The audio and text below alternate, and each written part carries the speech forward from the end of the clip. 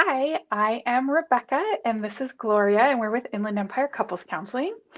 And today we're doing the first part in a series of videos where we are talking about common challenges that couples face around the holidays. And we'll have some tips for how to help solve some of these problems. So the first one is relationships with in-laws. And the situation that we're looking at here is, maybe the thought of doing a holiday gathering together with your partner's family just super stresses you out because you've had conflict with them in the past, or maybe you have a history of feeling judged by them or left out or whatever. There's a variety of different details that can lead to this problem, and it's one of the most common things that we help couples out with is how they maintain relationships with both each other as a family and with their extended families or their families of origin. So we have lots of experience helping people with these types of situations. So Gloria, get us started with what our tips are for how to navigate these sometimes tricky in-law situations. Yes, I think first things first is remembering that these are not just your in-laws, these are your partner's parents. So I think that really kind of sets the tone right there. It's just remembering these are the folks that raised your partner. So obviously they're going to have those emotional ties, and it kind of goes into me thinking about like how to approach this, which is how we communicate this to our partner is absolutely important. I mean, we want to use non-attacking language. And what I mean is that you are not cursing, like you are not like pointing the finger, blaming accusations, all that kind of stuff. Because what we can already expect is like defensiveness and shutting down and not wanting to talk about any of that at all. So one of the biggest recommendations is using I statements. So I statements, some of you may have already heard of I statements before. It's basically a cool template that we can follow to just verbalize our concerns. Did you Right, want we have, to? I was just going to say we have another video on I statements if anyone wants to learn more about it, and we'll link to it on this post when we're done. Okay, awesome. And next thing too is making sure that we use our partner as our ally. So we want to very much clarify, like they are not the problem. We're not trying to cause problems. Like we want to get along with everybody and we want to have a peaceful holiday. Everybody wants to enjoy it. So just remembering that we should use our partner as our ally and not the enemy. So we want to establish like a cool game plan with them so they're keyed in on everything. So after you used your awesome I statements and stated how you felt during all of what have you and what you're looking for to establish peace, key them in on all of your thoughts of like, how can we get on the same page about this stuff? Like, I want to get along with your family and I want to have a good holiday. Right. Next thing, oh, go ahead. Oh, before you move on, I was just going to say, I think it's really important that like how you communicate and setting the stage for your partner, not just that you maybe want to get along, but also that you recognize how important the family is to them. That your intention isn't to destroy their relationships with their family, but to find a way that it works for everyone.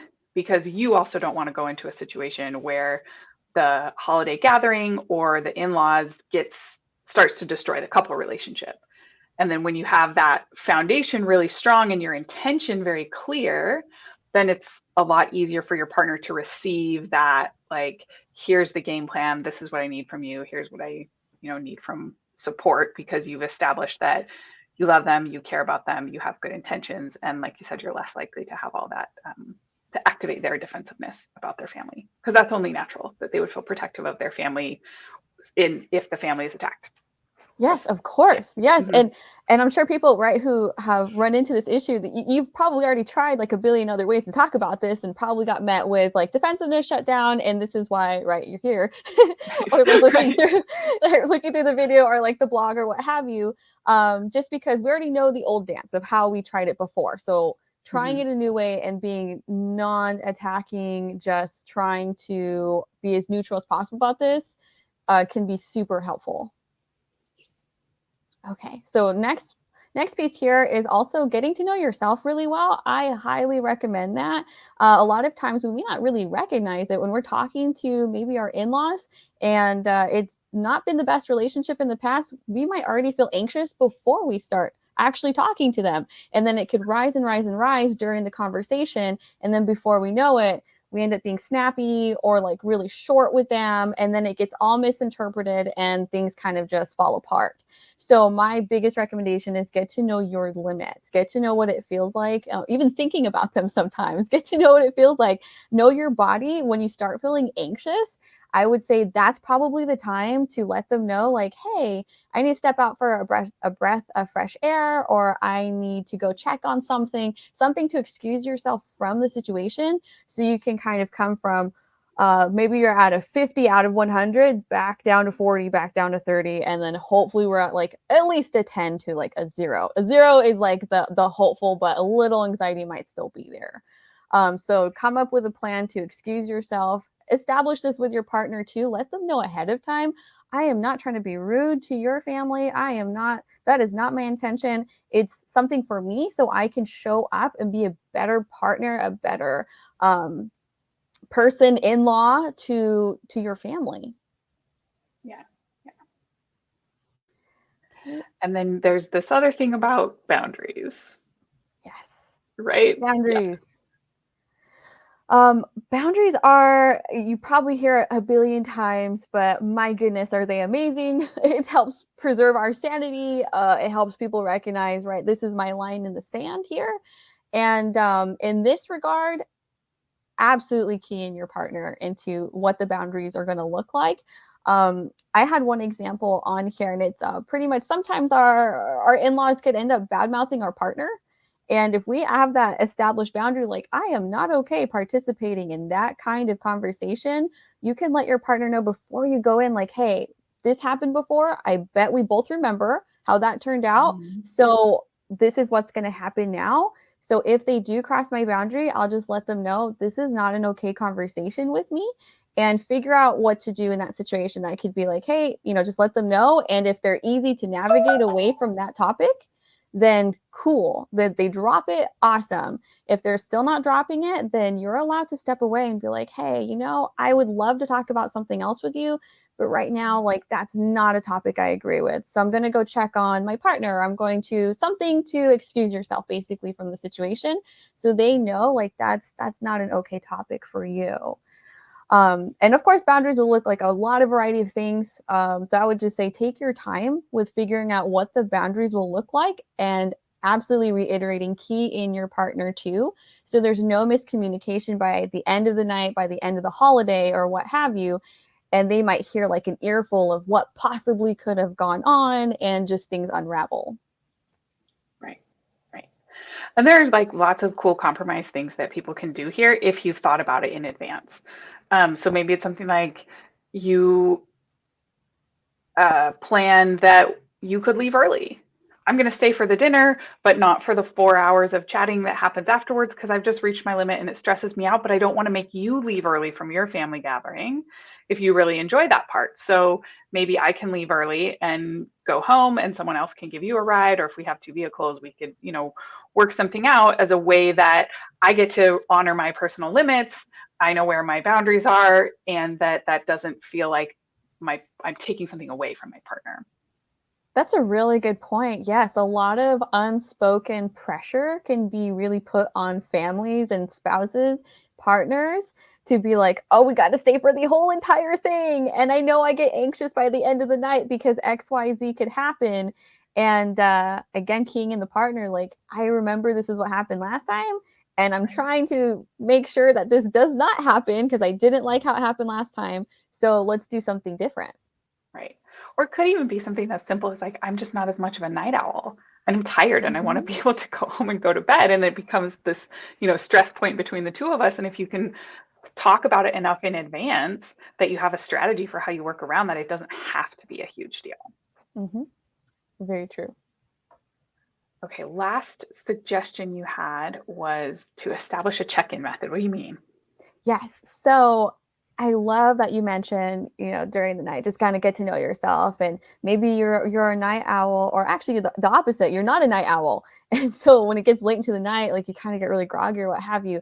This is absolutely a good example for like the check-in method, which is just letting your partner know before you go into the holiday situation. Come up with a code word or something that says like, hey, like, can we go meet like in the corner over here behind the house where nobody else is there, so we can converse about how we're feeling, how the vibe is going in the home. If I'm starting to get tired or what have you, this is my opportunity to let you know, like, hey, I'm getting tired. Maybe it's time for me to catch a ride so I can get home, or now it's time to like say goodbye to like the family or what have you. So this check-in method could look like a variety of different things. It could be like a code word. It could be just some people, they do text message like, hey, check your phone. Like, I just want to meet like in, near the bathroom or something. It could be a variety of things, even a set time, like every hour, every 2 hours or something. Let's like congregate on the side, just the two of us. And I can't stress enough, it's just you and your partner. Just because if there are other people there, that might put a little bit of pressure into the situation, and like you will not be able to talk about everything that you actually want to talk about and let them know like everything that's on your mind. Right. I think this check-in thing is so important when your partner is with you visiting your family. We've been talking a lot about it from the perspective of the sort of outsider person, but when your partner is with you with your family, it's so easy for them to feel like the outsider. They don't know all of the stories, they have a different family culture, like whatever. It's very easy to feel sort of left out. And you being thoughtful enough to just check in with like, how are you doing? Are you okay? Do you need anything? Or filling in the backstory or whatever the inside joke is that everybody's laughing about. Just those little considerations to let your partner know that you haven't forgotten about them sometimes can go a very long way in making that situation manageable and pleasant for everyone. Very true. It's so easy to get lost, caught up in the conversations with the cousins and the family and everybody. And then we're just like, oh, okay, my partner's like sitting on the couch and maybe they feel awkward. I think that's a really good point that you made. Yeah. Yeah. Any last thoughts on this before we wrap it up? No, that's what I got. Okay, perfect. So, like we said at the beginning, we know that these are situations that can be really stressful. We hope that these tips have given you an idea of where to get started, maybe sparked some new thinking about how you could talk with your partner.